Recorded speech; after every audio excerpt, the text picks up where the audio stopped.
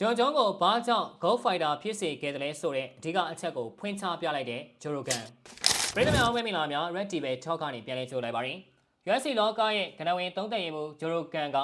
MMA သမိုင်းတခြားအကောင်းဆုံး Fighter ဂုတ်လို့သတ်မှတ်ခံထားတဲ့ဂျွန်ဂျုံရဲ့တခြားသူနဲ့မတူတဲ့တာလွန်နေတဲ့အဓိကစွမ်းရည်တစ်ခုအကြောင်းကိုဖွင့်ရပြောကြားလိုက်ပါရင်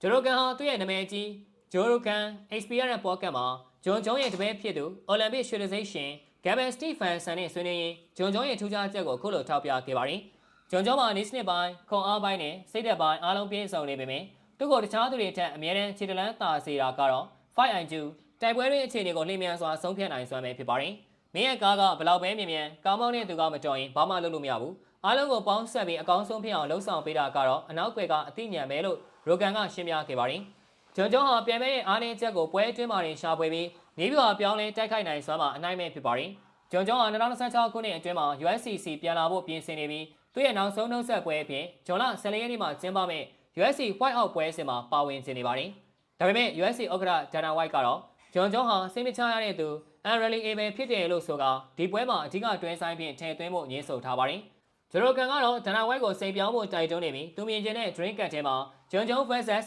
Alex Pereira တို့တွဲဆိုင်ကိုအကြံပြုထားပါတယ်။